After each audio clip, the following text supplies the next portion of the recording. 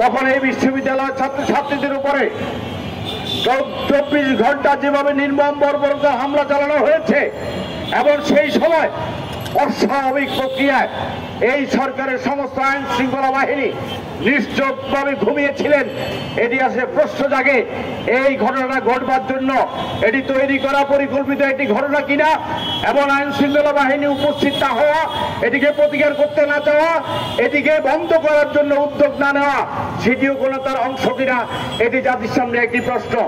আমরা পরিষ্কারভাবে বলতে চাই, বাংলাদেশের রাজনীতিকে অস্থির করবার জন্য, বাংলাদেশের স্বাধীনতা এবং সার্বভৌমত্বকে হুমকির মুখে ফেলবার জন্য আজকে জাতীয় এবং আন্তর্জাতিকভাবে নানা ষড়যন্ত্র এবং চক্রান্ত হচ্ছে।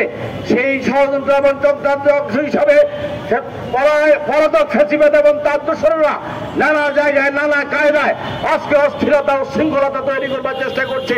কিন্তু সরকারের নির্লিপ্ততা, সরকারের উদাসীনতা, কখনো কখনো মনে হয় সরকার আছে কি নাই সেই প্রশ্ন আজকে সাধারণ মানুষ করছে। একজন রিক্সাজীবী শ্রমজীবী মানুষ প্রশ্ন করে সরকার আছে কি নাই। মব তৈরি করবার ক্ষেত্রে, মব ভায়োলেন্স তৈরি করবার ক্ষেত্রে যেইভাবে যা করা হচ্ছে, এই ক্ষেত্রে সরকারের কোনো নিয়ন্ত্রণ কোথাও নাই। সরকার চিন্তা করছে না, সরকার হিসাব দিচ্ছে 1000 কতটি জায়গায় রাস্তা বন্ধ করা হয়েছে, কতটা রাস্তায় আন্দোলন হয়েছে। এই আন্দোলনের যৌক্তিকতা থাকতে পারে, অযৌক্তিকতা হতে পারে, কিন্তু সেটিকে কিভাবে সমাধান করবেন সে বিষয়ে সরকারের পক্ষ থেকে কোনো রাজনৈতিক উদ্যোগ আমরা কখনোই ভালোভাবে দেখি না। এই সরকার শুধু একটি প্রশাসনিক সরকার হিসেবে যদি রাষ্ট্র পরিচালনা করতে চায় তাহলে এই জাতীয় সমস্যার সমাধান করতে পারবে না। তাকে অবশ্যই রাজনৈতিক বিষয়গুলো, তার পেছনের ঘটনাগুলো, তার পেছনের ইন্ধনগুলোকে চিহ্নিত করে সেগুলো মোকাবেলা করবার জন্য শক্ত হাতে যদি দমন করতে না পারেন, তাহলে চট্টগ্রাম বিশ্ববিদ্যালয় আজকে যে ঘটনা ঘটেছে, আমার 200 ছাত্র আহত, 2 জন মৃত্যুর সাথে পাঞ্চার হচ্ছে, আমার শিক্ষক আহত।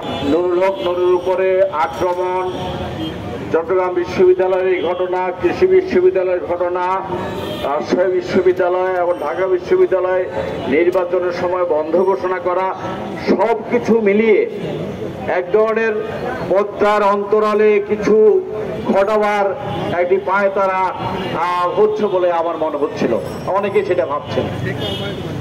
চট্টগ্রাম বিশ্ববিদ্যালয়ে যে ঘটনাটি ঘটলো, আমরা যখন 35 থেকে 40 বছর আগে এই বিশ্ববিদ্যালয়ের ছাত্র ছিলাম, এই ঘটনাগুলা কি তখন থেকে ঘটা শুরু হয়েছে বা তারা আগের থেকে মান্নাবে বলতে পারবেন।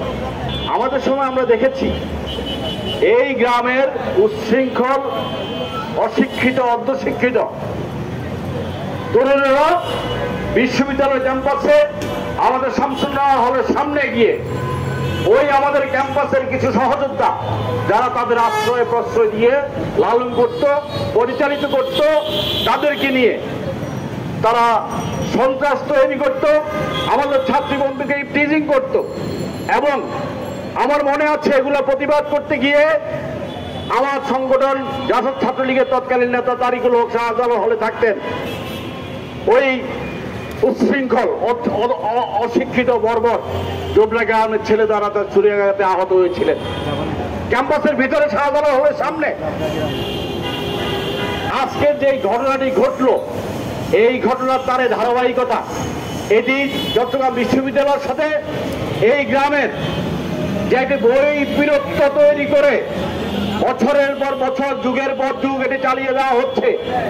এর ভেতরে চট্টগ্রাম বিশ্ববিদ্যালয়ের ছাত্র রাজনীতি, অতীতে শিক্ষক রাজনীতি, কর্মচারী রাজনীতি জড়িত ছিল এবং তাদের পৃষ্ঠপোষকতায়, তাদের আশ্রয় প্রশ্রয় এই ঘটনাগুলো তখন ঘটত।